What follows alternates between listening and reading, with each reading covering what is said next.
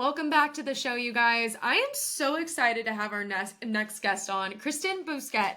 You've created this awesome social media content creator brand, but you've also have this really epic entrepreneurial story. You've sold a business, you've launched this secondary business, you're a full-time content creator that basically helps all these different creators know the ins and outs of how to be profitable. And I'm just so excited to get into your story today. So welcome to the show. Yeah, thank you so much for having me. It's been a wild last 5 to 10 years. Amazing. Okay, well, you know what? Let's get into the very beginning because the one thing that really kind of set you apart from other people that have started businesses and really created personal brands around, the creator economy and helping creators to really understand how they could be more profitable is the fact that you've already sold one business before. So, let's start there. What were you doing before all of this and how did that lead to you basically building up and selling your first business? Yeah, when I was I was in my early 20s. I had graduated college and I was into photography. So I moved back home and kind of accidentally started a photography business. I would just take photos of my friends. And before I knew it, their friends were asking me to take their photos and their friends were asking me to take their photos. And so it kind of just spiraled. And eventually I was like, okay, I guess I'm a photographer now. And on the side, because this was a business that I was building that I didn't again really realize I was going to be building, I was also working at Sephora. So I was doing makeup and then I was also doing photography. So one of my coworkers at Sephora and we had like one snowy day and we were so sick of working retail and we said, we should start a business. And we ended up creating a business where we did hair, makeup, and photography. So we would work with a lot of high school seniors or families or brides for their wedding where we would do their hair and makeup and then take the photos. And it started off really small with us just kind of doing it, out of people's houses or studios and things like that where they were getting ready for events. And eventually we did end up getting our own studio that also had a boutique in the front of it. We had a photography studio upstairs, and then we also had a full service salon and spa. So Oh it my kind of goodness. it all Wow. happened within like 5 years. We were just every year things were getting crazier and crazier, and so we just kept expanding and expanding. Eventually, I got to the point where I wasn't really happy anymore with the job that I was doing. I didn't really love, honestly, managing a team of like 20 people because I didn't really feel like I was in the same position that I was when I started. It was very creative and very fun. And then all of a sudden, I was kind of more of a babysitter. Mhm, Um, and a mediator between people. It was not really fun anymore. mhm. So I obviously learned a lot through owning that business, but I did decide at some point that I wanted to exit the business. And I think I was 24, 25 at that point. So I had obviously no clue what I was doing, but definitely the best decision that I could have possibly ever made. That's incredible. And Kristen, can I just ask you, and we can cut this out if this isn't okay, but how old are you right now? 29. Okay. So I It mean, was a that's few a years that's ago. a pretty young age to exit your first business. And not only Yeah. that, but to actually walk through the selling part of it. And I want to spend some time here before we get into Soulcialmate, into what you're doing now. So when you decided as an entrepreneur, this isn't right for me, what made you say, okay, what made you make that jump, that kind of that Yeah. have that courage of now I'm going to jump ship, I'm going to sell? Because a lot of entrepreneurs, and especially those that are listening that have, their first business, it's really hard for them to wrap their brain around, well, this is something that I'm actually going to build up to sell, or one day I'm going to exit. So what did that look like for you? I know you said you were kind of feeling that burnout, but what was that decision making factor? I think the thing that really made me take the leap was just kind of seeing like how much being there and the anxiety of being there was really like affecting my home life. I was Mhm. just like never happy. Like when I would get home to hang out with my boyfriend at the time, I didn't really like want to go out and do things. And I felt like it was kind of like pouring over into my personal life. And I just kind of said to myself, like, this is not sustainable. I honestly never thought I could sell the business because I was like, I don't know, this business even legit? Like it doesn't feel like it when you're so young and you're just kind of like having fun with it and trying to figure out things as you go. Like it doesn't feel like something that I could sell. But I thankfully have my cousin who she's kind of like who I look up to, and she's been someone who's guided me through so many of my business decisions. She's like me, but in like maybe 5 to 10 years ahead of me, right? So she's made a lot of the same mistakes that I've am trying to avoid, basically. So she had sat down with me and we had looked at all of the numbers for the business and kind of said, what do we have in the bank? What is this business valued at? What are we probably going to be making in the next few years? What are the assets that we actually have that we own together? And we basically just kind of came up with this number. And honestly, I don't think there's really like a perfect science to this. It was just like what I felt was appropriate, Mhm. and what I kind of projected that income was going to look like. Obviously, I could have lost out there. We could be, making so much more money than I asked for. So it was Mhm. a kind of a guessing game, I guess. But we had sat down, looked at all of those numbers, and I kind of just presented that to my business partner. And it was a hard conversation, obviously, but she had known that I was really unhappy. We had had many conversations previous to this where I told her how I felt about being there. And I think one of the biggest lessons I learned out of that whole business was just partnerships in general are not for me. Mhm. I'm very much like a type A control freak, and I was Mhm. always frustrated that she wasn't pulling her weight and that I would end up picking up slack. And so I never felt like our business was really 50-50. Mhm. So after having plenty of conversations explaining that to her, I finally just said, like, I can't keep having this conversation. I don't think our partnership is working out. But I also, because of that, and also because of managing all of these people and this whole business by myself, or so it felt, I this is just not for me anymore. Yeah. So I had Wow. kind of like presented her with those numbers, and I said, I don't know how you feel about this, but if you want to keep this business, I'm happy to have you, buy out my share of the business. Mhm. Um, you can pay me over X amount of years.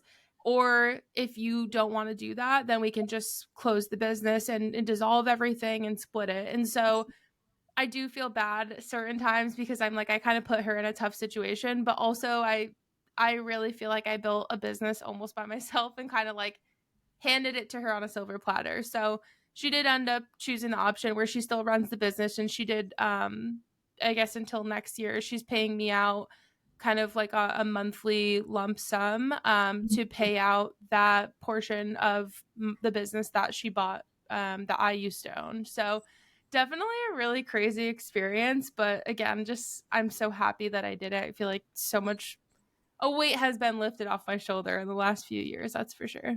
Which is the perfect transition into talking about Soulcialmate. I feel like first and foremost, thank you so much for sharing that story.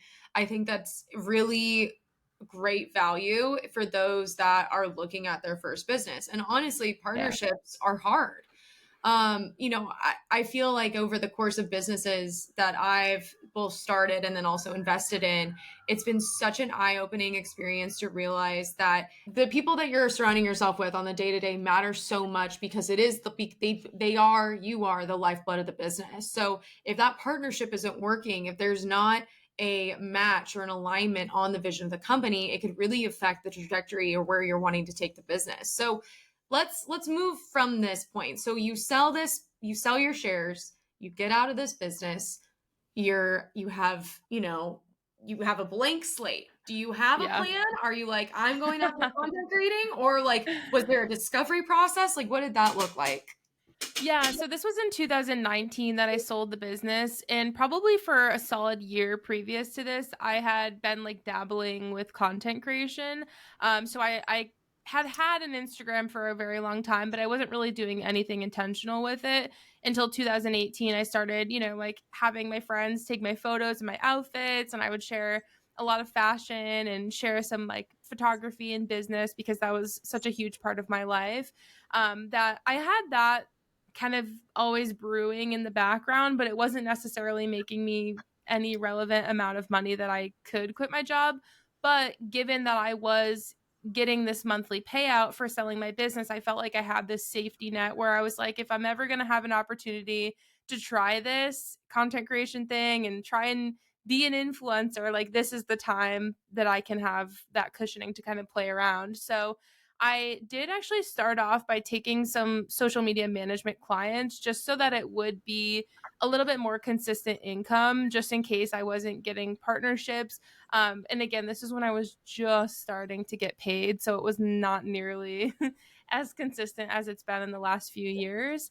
But I eventually started to make more money with content creation. And throughout that whole 2019 to 2020, like beginning of 2020, I realized that I was getting a lot of questions from people about making money in general online, starting a business or working with brands. People asking, how do you know what to charge, or how did you get that brand to work with you? And I was spending so much time in the DMs answering these questions that eventually I was like, maybe I'm onto something here. Like, why are people coming to me for these questions? Like, I must be doing something right. And because I was answering all the same questions, I kind of got a good understanding of what people were looking for. So that's when I was able to start Soulcialmate and really start to answer those questions in a more, I guess, like formal capacity where I could be compensated for it instead of just like spending hours in the DMs answering the same questions over and over again and not getting compensated for any of that. I mean, that is just such a beautiful journey from where you came from to where you are now. So let's kind of dive into Soulcialmate because you have quite a few offerings, right? Like it's Yeah. not just kind of showing up and answering questions on your social media. You actually teach creators how to be profitable, how to scale themselves. So can you maybe walk us through some of your service offerings? Yeah, this is definitely something that has evolved quite a bit. Again, with all of the trial and error, I feel like that's actually like a huge part of being an entrepreneur. Is like you have to get so comfortable with the trial and error. Like so many things you're gonna try and hate, and they're not gonna work, and you have to like just find ways to pivot and find things that you do like. So when I first started, I was just doing one-on-one calls. So I would get on, a 30 or 60-minute call, and I still do those today. But what I found on those calls was I was, again, answering a lot of the same questions over and over again. And eventually I said, wouldn't it be easier if this was just in a course? Like people could get all of their answers, and they could go walk through it self guided as they need answers to certain things. They can find them in this course. So we eventually created a course, but I always have valued the one on one aspect and kind of giving people the opportunity to be able to actually ask questions, because I know for me personally that's like a huge part of how I learn. Like I can watch a video, but I like to have the option to ask people a question if I like go to do it and something doesn't work out the way I would expect from the course. So my first course, Impact to Income, was essentially a course where it was self-guided, but then we also had 4 60-minute one-on-one calls where each month for 4 months they're able to get on a call and say, hey, okay, I watched the last module, I tried all this is what worked, this is what didn't, and we kind of talk through those issues. And that's actually a course that I still have today, 3 years later. And it's still one of my favorite places to hang out with my creators because I do feel like I'm able to offer like such a one-on-one personalized experience. Then we also, I guess, kind of how I shifted into my next offering, I was spending so much time on one-on-one calls still at that point that I was like, okay, I have to find a way that's a little bit more sustainable for me to be able to talk to so many people, but not be on the phone all day and not be able to like hit my to-do list at all.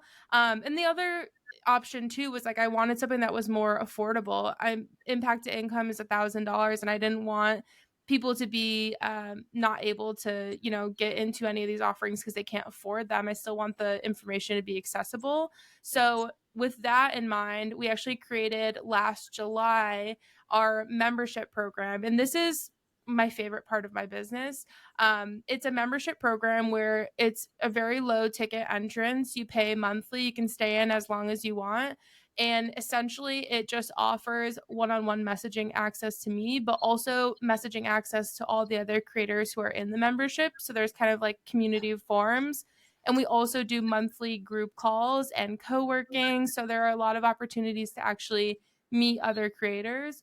And then I also have kind of this resource database where every month I add new templates or, spreadsheets or resources and ebooks in there for people to kind of like get information similar to what they might get in a course, but I guess at not as deep as you would go into a course. I mean, I love that you're kind of offering these different like kind of tier systems, Yeah. right? Of what you're needing. So let's. I first off, Soulcialmate too, you guys. When you go to the website, when you go to Kristen's, social media, it's so branded and it feels Thank you. so, which is, a lot of personal brands. I feel like that's one of the hardest things, right? Yeah. Is to come up with that branding. Like, unless you're kind of more the fashion lifestyle blogger, that aesthetic, yours really has so much value, such good branding that it's like a really good presence. Like when you arrive there, like it really feels like there's just so much information. When you talk to your ideal consumer, or when you, I'm saying ideal consumer because obviously my marketing background, when you talk to your ideal creator, who are they? Is it anyone? Is it someone that's just starting out? Is it someone that's, has a little bit more of a bigger following? Like what is the range of people that you Yeah. help? Honestly, it's a pretty wide range. I think the thing that's interesting about the creator economy in general is like a lot of creators, even if they've been doing this for a while, Mhm. don't fully know exactly what they're doing with every situation. And so it really is nice if you're someone who's a beginner. Obviously, you have a lot to learn, you have a lot of questions. But even people who have been doing this for a few years, they might get presented with something in a contract that they've never seen before. And Mhm. again, a lot of the times there's not really a place where you can go and get like a straight answer to what these things mean, or how to negotiate them, or like what's reasonable to ask for this partnership. So a lot of what I do is kind of helping these creators at whatever level they're at understand the different situations that they might find themselves in, which honestly I feel like every single day there's like something new in a contract or like this new term that people are like, wait, Kristen, what does this mean? So I'm always on top of hearing what's very new, I guess, or like what I see in so many of the creators that I work with. I see in their contracts new terms and things like that. So I'm able to help more people because I see so much of it as it's happening. Which is so awesome. And honestly, there was one thing that I wanted to ask you about that I found in my own research of you Ooh, that I've never even heard of. So there's this thing called Instagram insurance, which honestly, even like I was looking into, and I'm not even that dedicated to my own, to my own social media platforms, yeah. but it basically insures you so that if anything does happen to your account, it it will pay you back. Is that my understanding? Anyway, I wanted to ask you, what the hell is this and what is it used for? Yeah, so the company you're talking about is called Notch. I actually started partnering with Notch as a content creator, so I did a lot of content creation for them. And then eventually, once it was available in North Carolina, I was able to get into Notch. So basically, the way that it works, it is insurance for specifically your Instagram. So say that you go onto your Instagram one day and your page was hacked, and you can't get access in there, you can't, your passwords changed, like you have lost all access to your Instagram. I think for a lot of creators that's a huge deal, especially because we that's a huge place that we make our money. And so it's nice because what Notch does, you would contact them immediately and say, hey, I'm locked out of my account. Someone's hacked it. I don't know what's going on. They actually work in the back end to get your account back. They have a lot of different techniques that they can use to actually get your account back. So they take care of all of that for you, which is actually something similar to kind of like what Meta Verified is, where they are going to help you recover your account. But the cool thing about Notch that's different is they do actually give you like a daily stipend as well. So when you're signing up for the insurance, you can say, depending on how much you want to pay per year for your insurance plan, you can say, I want to get paid $100 a day that every day that I'm locked out of my Instagram. So if you're locked out of your Instagram for, 2 weeks, 14 days, that's $1,400 that you're going to have in your pocket because of your insurance plan with Notch. But if you're missing out on money because you can't get in, that's obviously very helpful. Or like a lot of creators who make a lot of their money sharing affiliate links and things like that. Like if you can't share those for 2 weeks, that might be a huge portion of your income that you're not receiving. So having this kind of stipend is definitely very helpful. So thankfully, I haven't had to use this, knock on wood.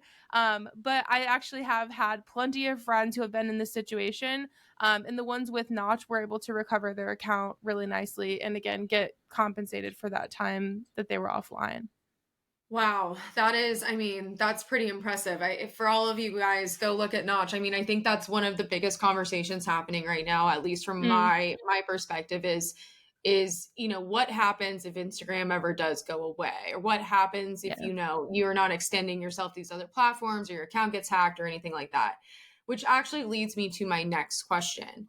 So, for someone that is really helping creators to grow, on specific platforms, what what is the best way for them to really expand their content? Is it just picking one platform and putting all of your eggs in one basket?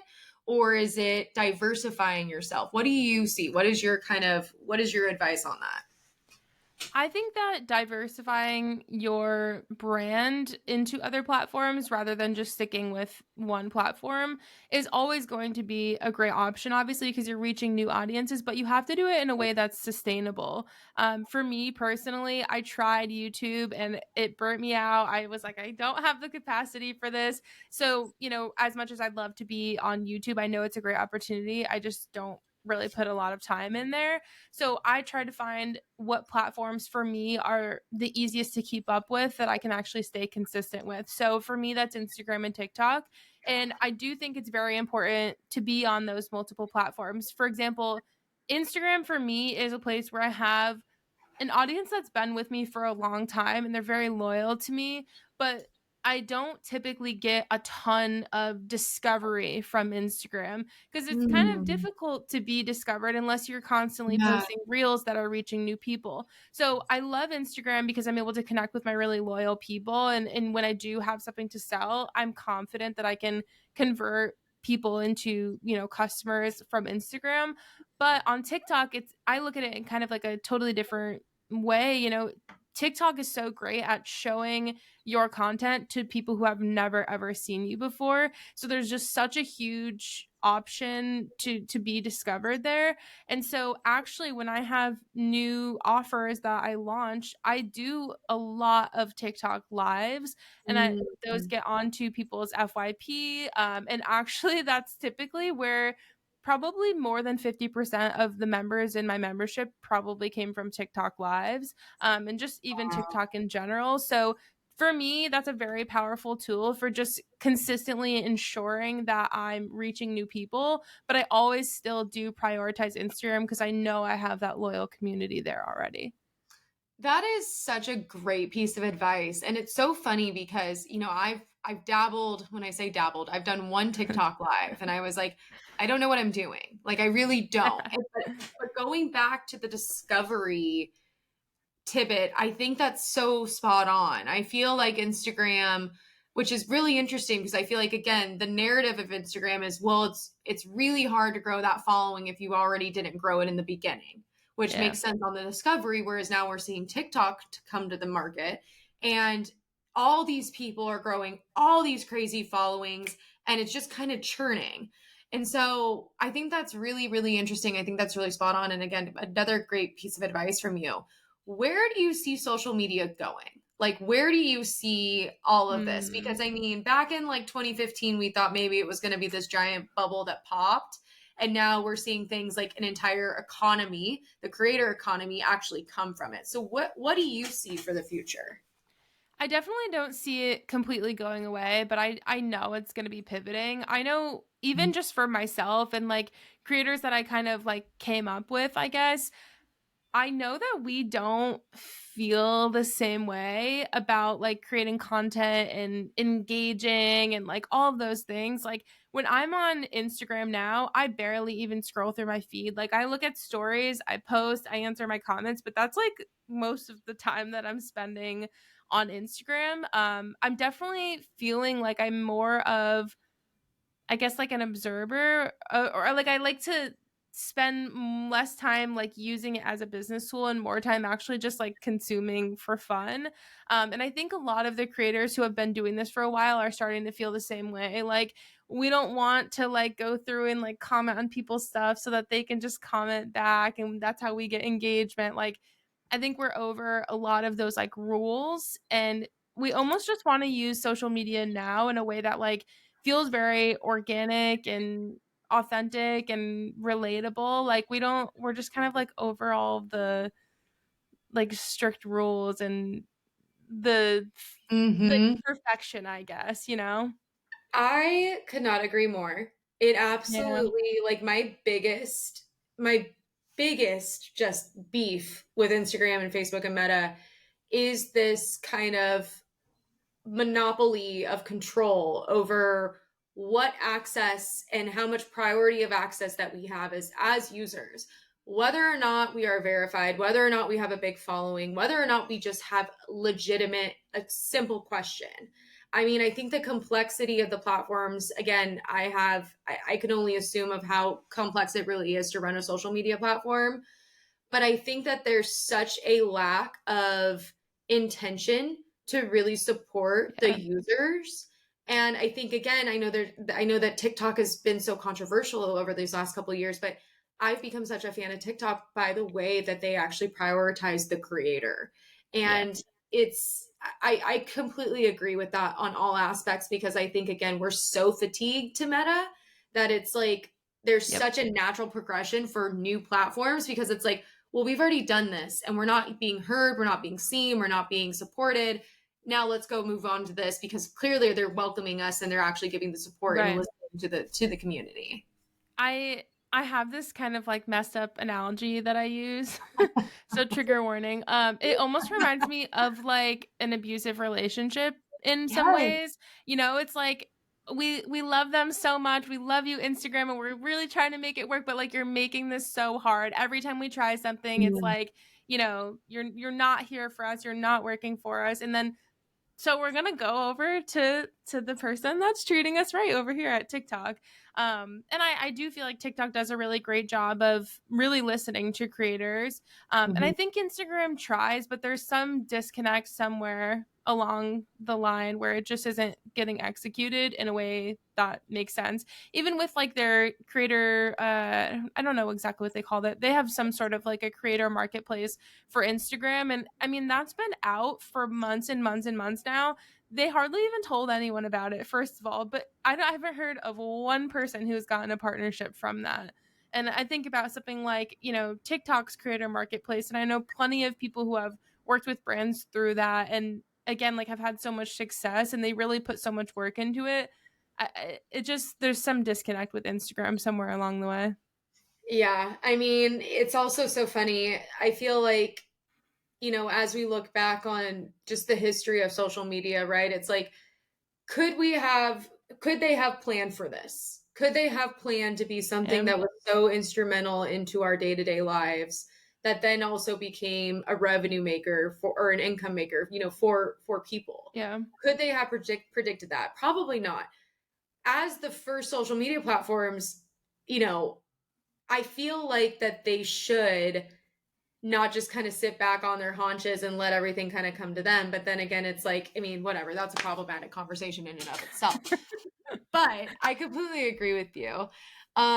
Kristen, this has been such an enlightening conversation, and you were just so bright and honestly so entrepreneurial. It's really incredible to see, how you have really taken something that is working for yourself and actually allocated it out to people to help them to understand better how they can also work for themselves and also make money.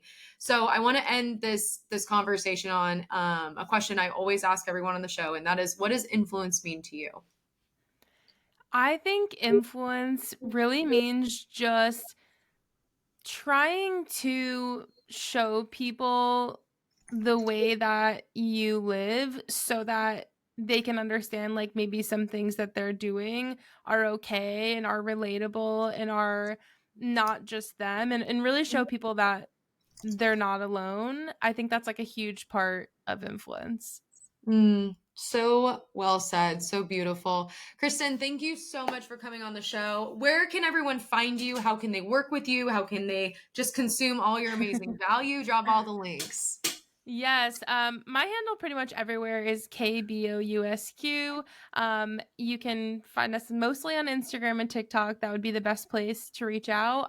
Also, I'll give you a discount code. I'll send it over to you after for the membership. So if you guys want to join in and experience it and see how you like it, come hang out with us there. It's honestly my favorite place to be. I spend a lot of time there. Amazing. And you guys, so exciting. We're so excited. Thank you so much for the discount code. We'll link that in the show notes. And Kristen, thanks for going under the influence with us, babe. What an awesome conversation. Absolutely, yes. Thank you so much for having me.